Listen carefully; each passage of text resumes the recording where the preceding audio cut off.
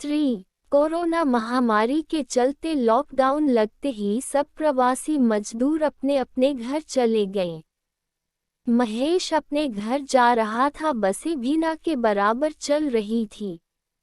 एक बस में बड़ी मुश्किल से छत पर बैठकर वह गांव की तरफ चला, लेकिन बस वाले ने 4 गांव पीछे ही छोड़कर बोल दिया कि इस गांवों में बस नहीं जाएगी।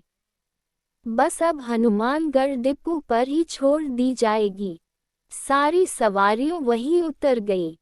चलो कोई बात नहीं, 10-12 किलोमीटर की बात है, पैदल चल लेंगे।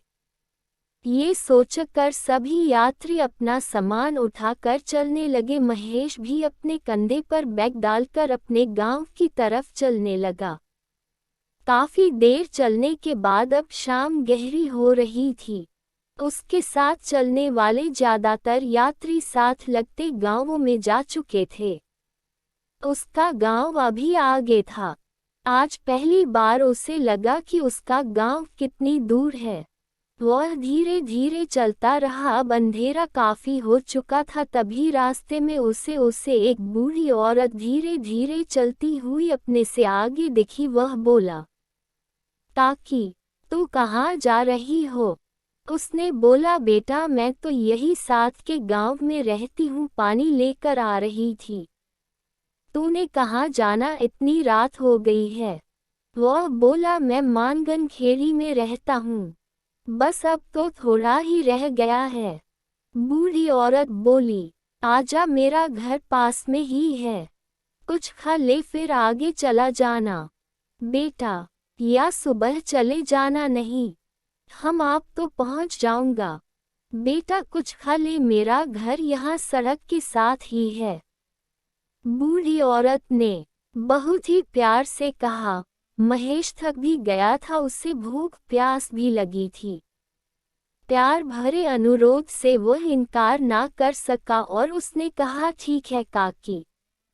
इतना कहकर वह बूढ़ी औरत के पीछे पीछे उसके घर की तरफ चल पड़ा। एक पल के लिए उसके मन में आया कि वह ठीक कर रहा है, क्योंकि बचपन में उसने भूतों की बहुत सी कहानियां सुनी थी कि वह रात को ऐसे सुनसान सड़कों पर मिल जाते हैं, आपके साथ चलते हैं, फिर बहला कर आपको अपने साथ ले चलते हैं, बातें ऐसे करते हैं जैसे सचमुच के इंसान हो, लेकिन जब आपकी आंख खुलती है तो वह सब गायब हो जाता है। उसे एक पल के लिए लगा कि यह अम्मा भी किसी भूतिया कहानी की पात्र तो नहीं।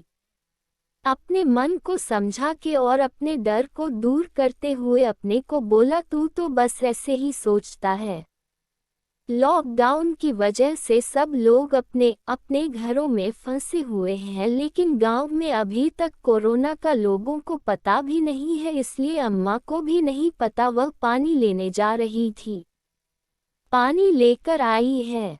अम्मा ने उसे बिठाया। छोटी सी झोपड़ी में अम्मा अकेली ही रहती थी, लेकिन आसपास दूर तक कोई गांव घर नहीं दिखाई दे रहा था। काकी, तू अकेली रहती है? मैंने पूछा। हाँ बेटा। तो बाकी इस गांव में कोई नहीं रहता? नहीं, सूखा पड़ने के बाद सब लोग आगे वाले गांव में चले गए, मेरा घर ही रह गया। इतना कहकर अम्मा थाली में मक्की की रोटी और अचार रख ले आई। ये ले खा ले। महेश ने रोटी खाए। पेट भरने से वह थोड़ी देर बाहर चारपाई पर ही लेट गया। चारपाई पर लेटते ही उसकी आंख लग गई। बहुत काफी दिनों बाद इतना चलने के कारण वह काफी थका महसूस कर रहा था, सो लेटते ही सो गया। सुबह जब आंख खुली तो उसने देखा एक टूटी चारपाई पर लेटा हुआ है। आस पास कोई भी नहीं। वो काकी जिसने रात को उसे खाना खिलाया था और जिसके पीछे वह उसके घर तक आ गया था, वह कहीं दिखाई नहीं दे रही थी। वह झोपड़ा जो रात को ठीक ही लग रहा था दिए की रोशनी में, वह भी सुबह सूरज की रोशनी में टूटा हुआ था। अब उसे समझ आया कि यह सारे का सारा गांव खाली था। यहाँ कोई नहीं रहता था। वह अम्मा भी दूर दूर तक कहीं दिखाई नहीं दे रहे थी। वह समझ गया। उसने इधर उधर कुछ ढूंढने की कोशिश की लेकिन कुछ नहीं। वह हैरान, अब कुछ कुछ समझ रहा था। क्या सच में ऐसा होता है?